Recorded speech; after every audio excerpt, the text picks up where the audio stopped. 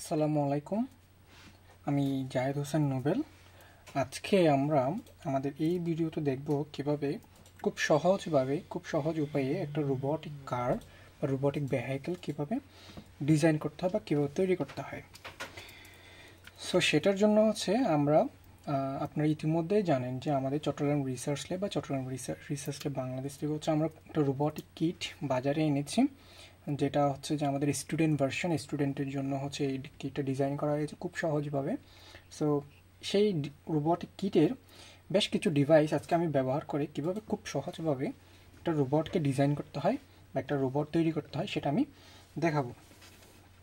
So normally আমরা যখন আমরা যখন বাজার থেকে বা ইউটিউবে বিভিন্ন ভিডিও দেখে যখন আমরা একটা রোবটিক কার একটা অ্যান্ড্রয়েড অ্যাপ্লিকেশনের সাহায্যে যখন কন্ট্রোল করে বানাতে চাই, তখন দেখা যাচ্ছে আমরা বাজার থেকে এই ধরনের পার্টসগুলো কিনে থাকি।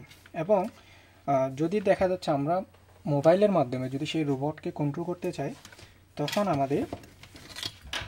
তখন আমরা খুব সহজ এবং খুব কমন একটা মাইক্রো কন্ট্রোলার বোর্ড আমরা বাজার থেকে কিনে থাকি।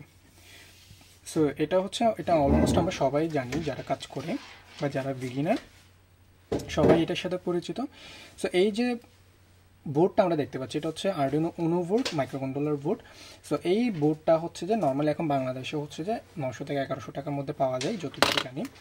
সো এই প্রথমে আমাদের এরকম একটা মাইক্রো কন্ট্রোলার বোর্ড প্রয়োজন হয়। এরপরে আমাদের এই মাইক্রো কন্ট্রোলার পাওয়ার দেওয়ার জন্য আমাদেরকে আলাদাভাবে ব্যাটারির প্রয়োজন হয়। সো আমরা আলাদাভাবে ব্যাটারি নিলাম। ওকে, সো এরপরে আমরা এই মোটরগুলোকে কন্ট্রোল করার জন্য আমরা আলাদাভাবে মোটর ড্রাইভার কিনে থাকি।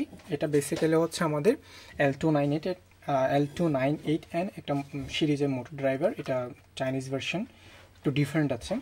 সো এটা প্রয়োজন হয়। দেন এটাকে পাওয়ার দেওয়ার জন্য এবং মোটরগুলোকে কন্ট্রোল করার জন্য আমাদের আলাদাভাবে ব্যাটারির প্রয়োজন হয়। এবং সাথে আবারও থাকছে আমাদের জাম্পার কেবল। এখন প্রথমে আমরা যে সমস্যাটা সম্মুখীন হই, এই যে জাম্পার কেবলগুলো আছে, এই কেবলের মধ্যে যে পিনগুলো থাকে এগুলো আমরা বেশি দিন ব্যবহার করতে পারি না, এগুলো নাড়াচাড়া করলে ভেঙে যায়। অথবা এর ভিতরে যে কপার ওয়্যার বা সিলভার ওয়্যার যেটা থাকে সেটা বেশি দিন টিকে না। এটা যখন আমাদের পরে থাকে তখন এটা নষ্ট হয়ে যায়। আর একটা প্রবলেম এই যে আমরা ব্যাটারিগুলো কিনি, এই ব্যাটারিগুলো লং লাস্টিং না, এটা নন রিচার্জেবল ব্যাটারি। এটাকে একবার চার্জ এটা যখন শেষ হয়ে যাবে তখন এটাকে পুনরায় ব্যবহার করাটা অনেকটা কঠিন হয়ে পড়ে। যদিও রিচার্জেবল অনেকগুলো চার্জার আছে, বাট এটা লং লাস্টিং হয় না তখন। এরপর আমাদের এখানেও কিছু ব্যাটারি রয়েছে, এগুলো আমরা রিচার্জেবল ব্যাটারি না, নন রিচার্জেবল। এগুলো একবার চার্জ শেষ হয়ে গেলে আমাদেরকে পুনরায় নতুন ব্যাটারি নিতে হয়।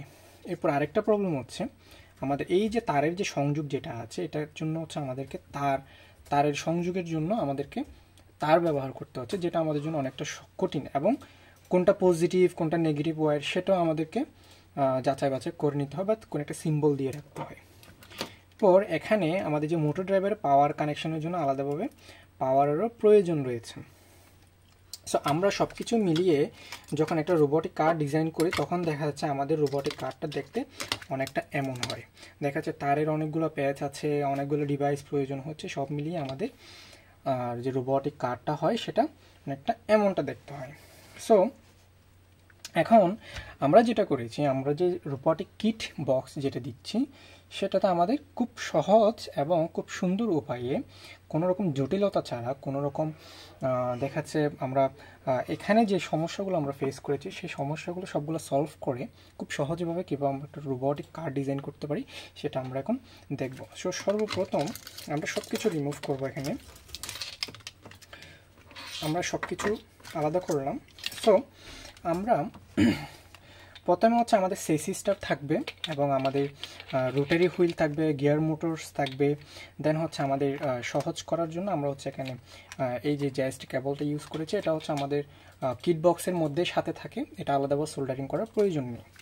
সো নর্মালি আমরা দুটো কেবল বের করা থাকবে। দেন আমরা যেহেতু এই রোবটটাকে আমরা অ্যান্ড্রয়েড অ্যাপ্লিকেশনের মাধ্যমে কন্ট্রোল করবো, সেজন্য আমরা এখানে একটা ESP01 সিরিজের একটা ESP01 একটা কমিউনিকেশন বোর্ড আমরা ব্যবহার করেছি। সো এখন আমরা এখানে যেটা করব, আমি ফার্স্ট অফ অল এটাকে রিমুভ করছি।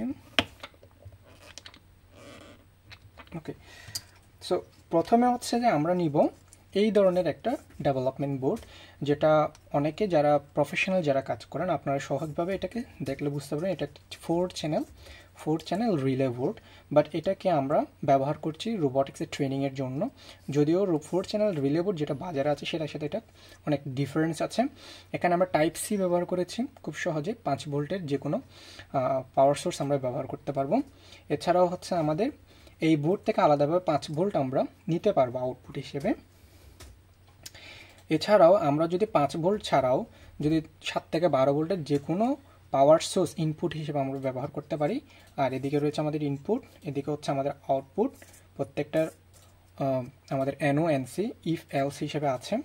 এরপরে হচ্ছে আমাদের এই যে দুইটা পোর্ট আছে, এটা হচ্ছে আমাদের মোটরের কানেকশনের জন্য, আর এটা হচ্ছে আমাদের অ্যারে কানেকশন প্রোগ্রামিংয়ের জন্য বা সরাসরি জন্য। সো এখানে আমরা জেএসটি পিন ব্যবহার করেছি, এটা সহজভাবে আমাদের তারের কোনো জটিলতার জন্য, তারের সব ধরনের জটিলতার জন্য আমরা জেএসটি কেবলগুলো ব্যবহার করেছি। সো সর্বপ্রথম আমরা এটা এখানে থাকবে এটা। ওকে, সো আমরা নর্মালি যদি এটাকে কানেক্ট করি আমরা দেখতে পাবো এখন। সো আমরা জেএসটি কেবল নিলাম, সিম্পল জেএসটি কেবল। সো জেএসটি কেবল দিয়ে আমরা জাস্ট এটাকে কানেক্ট করলাম এখানে। দেন হচ্ছে আচ্ছা, সর্বপ্রথম হচ্ছে আমাদেরকে যেটা করতে হবে, এই যে আমাদের মোটরের যে কানেকশনটা আছে সেই মোটরের কানেকশন আমাদের যে মোটরের জন্য আলাদা যে দুইটা পিন আছে সেখানে আমাদেরকে দিতে হবে। এখানে আমরা দিলাম। দেন হচ্ছে আমাদের এই যে কমিউনিকেশন যেটা আছে, কমিউনিকেশনের জন্য আমরা সিম্পলি ব্যবহার করলাম। সো এখানেই হচ্ছে যে আমার যে রোবট যেটা আছে সেটা কিন্তু আমার ডিজাইন করা শেষ। এখানে আমার অন্য কোনো কানেকশন বা কম্পোনেন্টস বা মডিউল আমার প্রয়োজন নেই। সো এখন এটাকে পাওয়ার দেওয়ার জন্য আমরা নর্মালি যেটা করতে পারি সেটা হচ্ছে আমরা 5 ভোল্টের যে কোনো অ্যাডাপ্টার বা পাওয়ার ব্যাংক আমরা এটাকে পাওয়ার সোর্সের জন্য ব্যবহার করতে পারবো। সো আমরা যখন এটাকে পাওয়ার দিব, সো আমাদের ডিভাইস কিন্তু পাওয়ার চলে এসেছে।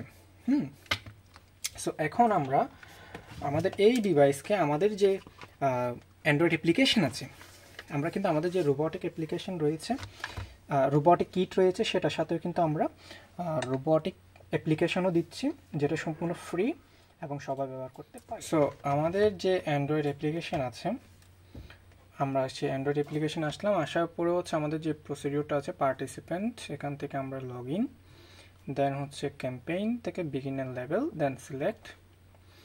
পরে হচ্ছে আমরা আমাদের যে ডিফল্ট আছে সেই ডিফল্ট দিয়ে আমরা লগ ইন করবো আমাদের সিস্টেমে। ওকে, সো আমাদের লগ ইন সাকসেস। এরপরে হচ্ছে আমাদের এখানে যে কন্ট্রোলিংয়ের দুটো অপশন আছে, একটা হচ্ছে লোড কন্ট্রোল, একটা হচ্ছে রোবট কন্ট্রোল। সেখানে রোবট কন্ট্রোলে আমরা যাব। সিম্পলি আমাদের এখানে একটা আইপি অ্যাড্রেস প্রয়োজন হবে আমাদের ডিভাইসের সাথে কানেক্ট করার জন্য। এখন আমরা যাব আমাদের যে ওয়াইফাই অ্যাভেলেবেল হয়েছে সেই ওয়াইফাইতে আমরা কানেক্ট করব। কানেক্ট করার পরে আমাদের অ্যাপ্লিকেশনে ব্যাক আসবো আমরা। সো আসলাম। সো এখান থেকে হচ্ছে আমাদের যে ওয়াইফাই আছে সেটাকে আমরা কানেক্ট করব।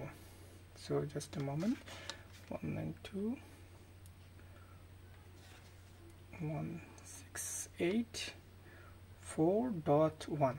So এটা হচ্ছে আমাদের রেগুলার। সো নাও আমি যদি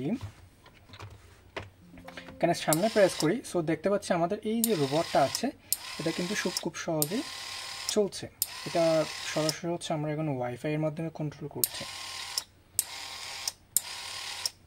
ওকে, সো এটাই হচ্ছে বেসিক্যালি আমরা যে রোবটিক কিট প্রোভাইড করছি সেটার মাধ্যমে খুব সহজে কোনো রকম জটিলতা ছাড়া, কোনো রকম প্রোগ্রামিং ছাড়া, তারের কোনো প্যাচ ছাড়া, তারের কোনো কানেকশন আলাদাভাবে যে জোড়া থাকে সেটা ছাড়া খুব সহজে হচ্ছে আমরা 5 থেকে 10 মিনিটের মধ্যে এরকম রোবট আমরা খুব সহজেই ডিজাইন করতে পারি।